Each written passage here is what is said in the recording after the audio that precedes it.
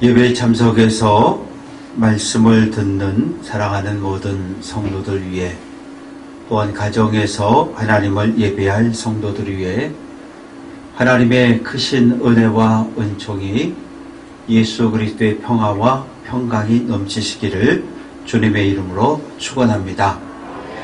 설날 명절입니다. 명절이면 고향을 생각하고 고향을 찾아갑니다. 올해도 코로나19 때문에 한자리에 모이는 일이 쉽지 않습니다. 왜 명절엔 고향을 찾아갈까요? 고향에는 부모님이 계시고 조상들의 묘가 있고 친척과 형제, 친구와 동창들이 있습니다. 사회생활 하다가 지치고 쓰러지면 고향을 찾아가고 고향을 통해서 새로운 힘을 충전하고 돌아오기도 합니다. 그러나 때로 명절이 싫은 사람들이 있어요. 가족들 간에 불편한 감정들이 쌓여져 있다가 이게 명절에 한자리에 모이면 빵 하고 터지기 때문입니다. 그래서 우리가 명절에 특히 말을 조심해야 합니다. 상처될 수 있는 말. 나는 무심코 툭 뱉었는데 그 말을 듣는 사람은 상처가 될 수 있어요. 전혀 모르는 낯선 사람이 저에게 욕을 하면 전 상처 안 받습니다. 그런데 가까운 가족, 형제, 성도들이 저에게 비난과 욕을 하면 저도 상처를 받아요. 그 상처는 오래갑니다. 가까운 사람들에게 받은 상처일수록 그 상처는 크고 오래가는 것을 볼 수 있습니다. 그래서 명절에 이야기 나누다가 뭔 말을 누구에게 들었는데 속에서 욱하면 그냥 얼른 그 자리를 피하세요. 피해서 집 밖으로 나가든 딴방에 가 있든 한 3-4분 지나서 그리고 다시 돌아오면 돼요. 그렇지 않으면 자칫 그 자리에서 터질 수 있거든요. 명절에 서로를 위로하고 서로에게 힘을 주는 그러한 아름다운 명절을 지켜낼 수 있기를 주님의 이름으로 축원합니다. 환향여라는 단어를 들어보셨습니다. 고향 향자, 이 돌아올 환자, 고향 향자, 계집 여자, 고향으로 돌아온 여자, 그런 뜻입니다. 병자호란과 관련이 있는 단어입니다. 남한산성이라는 영화를 보신 분들은 기억을 할 겁니다. 1636년 12월 청태종이 압록강을 넘어서 조선 땅을 침략합니다. 그런데 전혀 준비가 되지 않았거든요.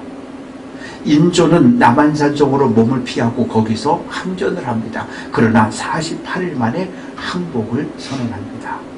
항복은 굴욕입니다. 항복하는 자리가 삼전도라고 하는 것인데 거기까지 왕이 맨발로 걸어서 갑니다. 그리고 9개 계단이 쌓여져 있고 청태종은 높은 단상에 앉아 있어요. 한 계단을 올라갈 때마다 3번 절하고 그리고 이마를 계단에 꽝꽝 찢습니다. 이마에 피가 날 정도로요. 그렇게 해서 목숨을 구걸을 합니다. 청나라 군대가 철군하면서 이 땅에 60만 명을 포로로 끌고 왔어요. 당시 조선 인구가 1000만 명이었으니까 60만 명이면 어마어마한 숫자입니다. 어떻게 됐을까요? 청나라 심양 노예 시장에서 노예로 다 팔아버렸습니다. 그래서 가족과 형제들이 몸값을 만들어서 압록강을 건너서 심양에 가서 몸값을 지불하고 찾아서 구약으로 데려왔어요. 구약 이스라엘 역사 속에도 이런 슬픈 이야기가 기록이 되어져 있습니다. 주전 586년 바벨론 왕에 의해서 예루살렘 성이 무너지고 성전은 약탈당하고 불타버립니다. 왕족과 귀족, 제사장과 레위인, 그리고 이스라엘의 미래를 끌고 갈 젊은 청년들을 모두 다 포로로 끌고 갔습니다. 70년 세월이 흘렀을 때 바사 제국 고레스가 바벨론 제국을 무너뜨립니다. 그리고 첫 번째 칙령을 발표하는데 전쟁에 패해서 포로로 끌려온 모든 유대인들은 예루살렘으로 돌아가라. 그리고 가서 너희 하나님 여호와를 위하여 성전을 건축할 것을 허락합니다. 그래서 그때 유대인들이 세 차례에 걸쳐서 돌아오게 되는데 1차로 주전 537년에 수룹바벨 총독이 49,987명을 인솔하고 돌아왔습니다. 사랑하는 성도 여러분, 돌아가도 된다는데 돌아온 사람보다 돌아오지 않은 사람이 훨씬 더 많이 남았습니다. 왜요? 첫째는 경제적 이유 때문에 그래요. 70년 살다 보니까 바벨론 땅에서 내 집도 갖게 됐고 직장도 생겼고 땅도 가수원도 경제적인 부유함이 생겨졌는데 집과 밭과 모든 것을 금매로 내놓았습니다. 그래서 팔았어요. 팔면 뭐로 바꿉니까? 은덩어리, 은전으로 바꿉니다. 이것을 수레에 싣고 그 수레를 끌고 와야 돼요. 그런데 집과 밭과 과수원을 금매로 내놓다 보니까 헐값에 내놔야 되고 경제적 피해가 큽니다. 그래서 돌아오지 않았어요. 두 번째는 돌아오는 길이 1600km입니다. 서울시청에서 부산시청 갔다가 오면 왕복 800km.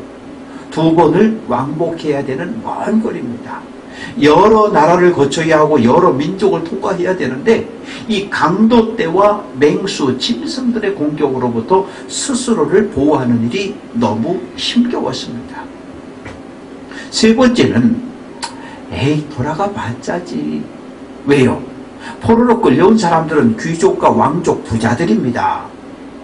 예루살렘에 땅도 있었고 집도 있었고 막 넉넉한 경제적인 부유함을 누리던 사람이었는데 집은 다 불타버렸고 돌아가 보면 사마리아 사람들이 예루살렘과 유대를 다 차지하고 살고 있는데 70년 만에 돌아와서 그거 내 땅이니까 내놓으셔. 그러면 내놓겠냐고요.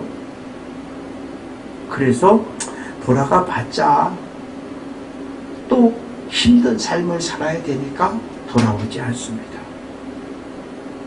예루살렘으로 돌아오지 않고 그냥 바벨론 땅 바사 제국에 남아있던 사람들을 흩어진 유대인, 디아스포라 유대인이라고 불렀습니다. 다니엘 돌아오지 않았습니다. 에스더 모르게의 부모 돌아오지 않았습니다. 에스라 느헤미야의 부모도 돌아오지 않았습니다. 1차 포로 교환이 있고 80년이 지난 주전 458년에 제사장 겸 학사인 에스라가 1500명을 인솔하고 2차로 예루살렘에 돌아왔습니다. 예루살렘에 돌아와 보고 깜짝 놀랐어요. 돌아온 이스라엘 백성들이 하나님의 말씀에 순종하며 경건한 삶, 거룩한 삶을 살아낼 줄 알았는데 와보니까 말씀대로 살지 않는 거예요. 제사장과 레위 사람들, 고위 관리들이 사마리아 사람들과 혼인관계를 맺어서 사마리아 사람 이방인을 며느리로, 이방인을 사위로 맞이한 거예요.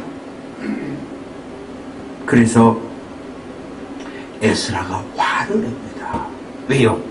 신명기 7장 3절 가나안 7 부족과 혼인하지 말라.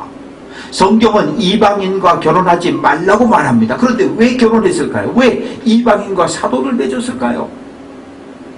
경제적인 가난을 더 이상 견딜 수 없었기 때문에 그래요. 백성들이 11조를 가져오지 않습니다. 절기 예물을 가져오지 않습니다. 제사장과 레위 사람들의 삶은 땅바닥으로 떨어졌어요. 하루하루를 견뎌내는 것이 너무너무 힘들었어요. 예루살렘과 유대 지역의 모든 땅은 다 사마리아 사람들이 쥐고 있습니다. 사마리아 사람들 이방인과 결혼함으로 경제적인 궁핍에서 자유함을 얻을 수 있었습니다. 사마리아 사람들은 아무개 제사장이 우리 사돈이야, 우리 집안이야, 사회적 지위와 명예를 자랑하게 되었습니다. 에스라의 책망을 받고 제사장과 고위 관리들이 하나님 앞에 죄를 회개합니다. 그리고 파혼하는 거예요. 이방인 며느리를 내보내고 이방인 사위를 내보내고 사돈 관계를 정리하고, 그래서 다시 하나님의 거룩한 백성의 자격을 회복을 하게 됩니다. 그때 느헤미야는 바사제국에서 술 따르는 관원장이었습니다. 에이, 뭐 술 따르는 관리가 뭐 별거 있겠어? 그러나 그렇지 않아요. 왜냐하면 독살이 워낙 많았거든요. 독살하기 가장 좋은 게 무엇입니까? 음식과 술입니다. 그래서 조선시대 드라마나 영화를 보면 이 왕 옆에 누가 있습니까? 은비녀와 은젓가락을 가지고 모든 음식을 찔러보잖아요. 색이 변하나 변하지 않나. 그래서 왕은 가장 신뢰할 수 있는 사람에게 술 따르는 관원장을 맡겼어요. 요즘 말로 하면 대통령 비서실장 정도의 아주 고위 관직입니다. 어느 날 느헤미야는 형제 하나니와 그리고 예루살렘에서 온 사람들로부터 고향 예루살렘 소식을 듣습니다. 느헤미야 1장 3절, 형제들이 사마리아 사람들에 의해서 큰 환난을 당하고 수치를 받고 있다. 예루살렘 성은 무너진 채로 그대로 있고 성문도 불탄 채 덜렁덜렁 거리고 있다는 말을 듣습니다. 사마리아 사람들은 유대인들을 억압했고 착취했고 무시했어요. 그 이야기를 듣고 느헤미야는 웁니다. 금식하며 웁니다. 하나님 앞에 기도하고 통곡합니다. 어느 날 왕 앞에 나가서 술을 따르는데, 느헤미야, 예, 너 몸이 어디 아프니? 너 얼굴에 왜 근심이 가득하니? 예, 왕이요, 고향 예루살렘 소식을 들었는데 성벽은 무너진 채 그대로 있고 성문은 불탄 채 폐허가 된 그대로 남아있다는 소식을 듣고 마음이 아파서 그렇습니다. 느헤미야, 예, 내가 어떻게 하면 네가 도움이 되겠느냐? 왕이요, 나를 유대의 총독으로 보내달라는 거예요. 내가 그러면 가서 성벽을 건축하고 성문을 만들어 달고 그리고 다시 돌아오겠다는 거예요. 그래서 3차로 주전 444년에 느헤미야가 유대 총독의 자격으로 돌아옵니다. 돌아왔어요. 여러분, 성벽을 건축합시다. 성문을 만들어 다룹시다. 그러자 호른 사람 산발랏, 암몬 사람 도비야, 아라비아 사람 게셈이 적극적으로 반대하고 방해합니다. 느헤미야는 결단력 있고 추진력이 있었어요. 느헤미야 4장 17절, 한 손으로 일을 하고 한 손에 병기를 잡았다라고 말합니다. 대적이 공격할 것을 대비해서 한 손에 창을 잡고 그리고 한 손을 가지고 성벽을 쌓아 올라간 거예요. 그래서 52일 만에 성벽을 쌓고 성문을 만들어 닫습니다. 그리고 문지기를 세워서 문을 닫아버립니다. 그리고 총독이니까 거룩함을 회복한 하나님의 백성만 예루살렘 성 안에서 살도록 명령을 합니다. 우리는 달력이 몇 개 있죠? 양력 달력이 있고 음력 달력이 있어요. 그리고 교회 안에서는 교회력, 교회 달력, 우리는 세 가지를 사용하고 생활을 합니다. 그런데 유대인들은 종교 달력하고 민간력 그리고 양력, 이렇게 세 가지 달력을 유대인들은 사용을 했는데, 2절 말씀 보면 7째 달 초하루에 제사장 에스라가 율법책을 가지고 사람 앞에 섰다. 종교력으로 7째 달 초하루 7월 1일은 민간력으로 새해, 신년 새해, 해가 바뀌는 첫날입니다. 오늘 우리로 말하면 음력 설날과 같은 것이죠.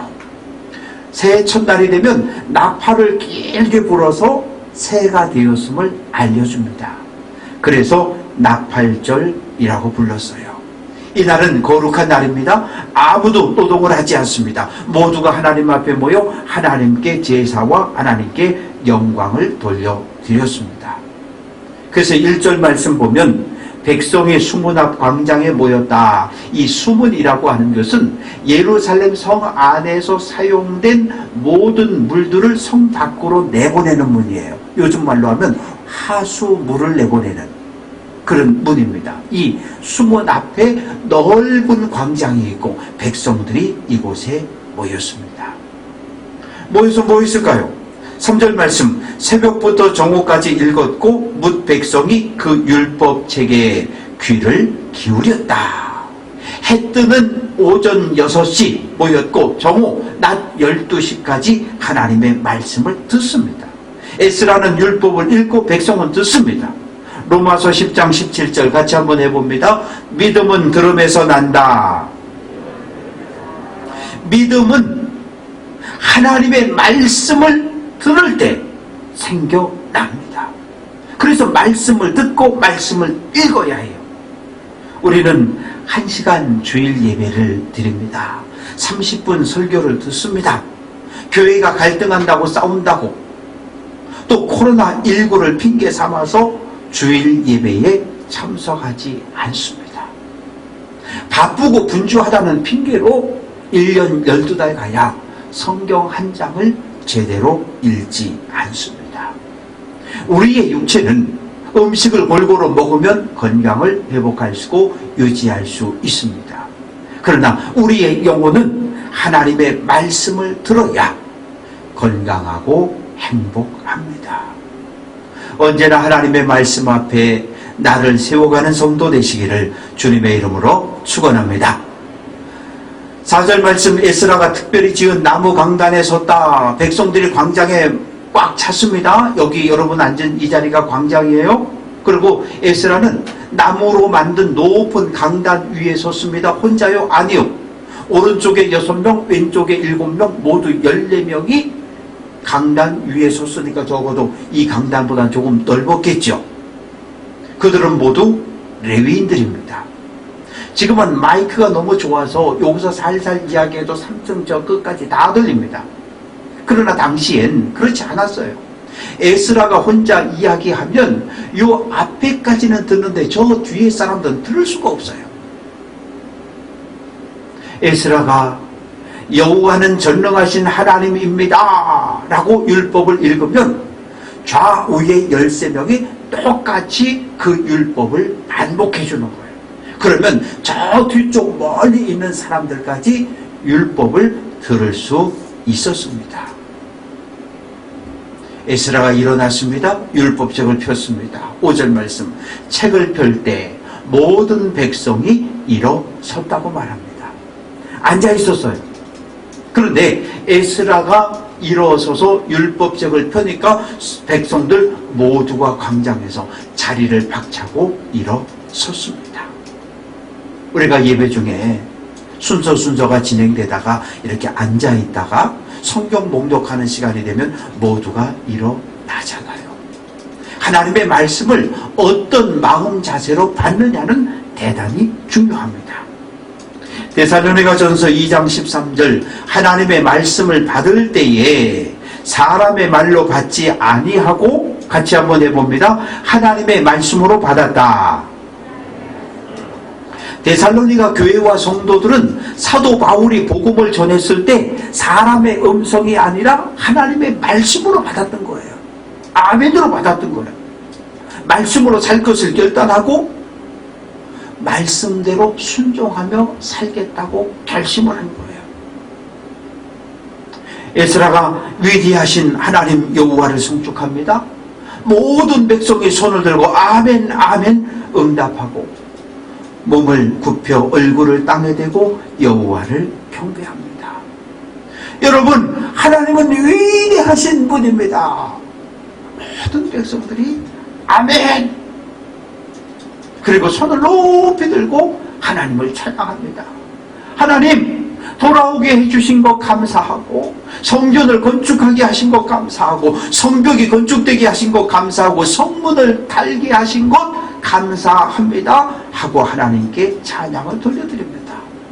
오늘 예배의 자리에 올 수 있었던 것, 이것도 하나님의 은혜인 줄 알고 감사하는 성도 되시기를 주님의 이름으로 축원합니다. 율법이 선포될 때마다 두 번째 백성들은 아멘으로 화답합니다. 하나님은 전능하신 분입니다. 아멘! 예, 정말 그렇게 믿습니다. 저도 위대한 하나님을 믿습니다. 아멘 하는 거예요. 전성 찬양대가 찬양을 마치면 우리가 아멘 하고 박수로 하나님께 영광을 돌리잖아요. 찬양대원들의 입술을 통해 고백되어진 그 고백이 나도 동의한다는 거예요. 나도 동일하게 믿는다는 거예요. 목사가 설교하잖아요. 언제 아멘 합니까? 목사님의 설교가 하나님의 말씀이 맞습니다. 저도 그 말씀에 동의합니다. 말씀대로 살겠습니다. 그럴 때 아멘으로 화답하는 겁니다. 세 번째는 몸을 굽혀 얼굴을 땅에 대고 경배했습니다. 무릎을 숙였습니다. 그리고 허리를 숙였습니다. 얼굴을 땅에 닿을 정도로 하나님 앞에 나를 낮추었습니다. 하나님의 말씀대로 하나님의 백성으로 살겠다고 하는 결단의 표현이지요. 율법을 선포하고 있는데 여기저기서 손을 번쩍 드는 거예요. 왜? 못 알아들었다는 얘기죠. 왜 그렇습니까? 에스라는 율법책을 펼쳤는데 율법이 히브리어로 기록되어져 있습니다. 에스라는 제사장이고 학사이기 때문에 히브리어를 알고 있으니까 읽은 거예요.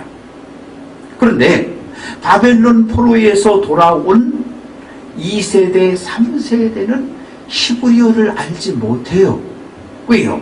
바사제국 어려서 어린이집, 유치원, 초등학교 다닐 때 전부 아람어를 사용했거든요.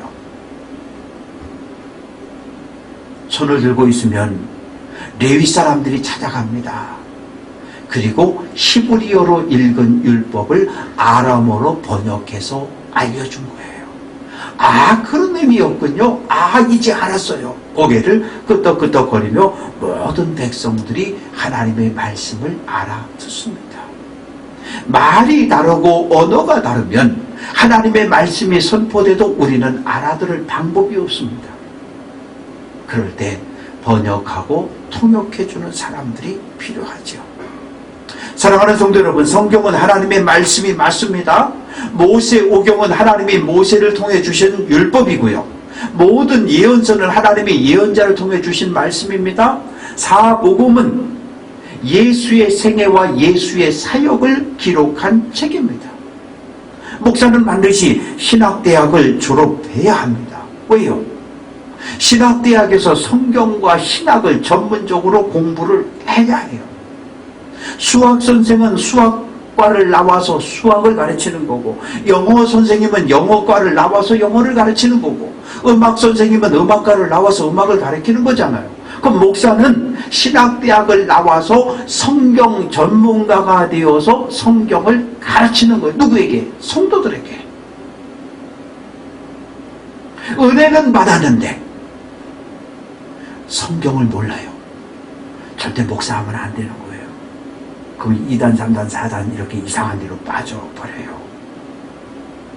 마태복음 15장 14절, 그들은 맹인이 되어 맹인을 인도한다고 말합니다.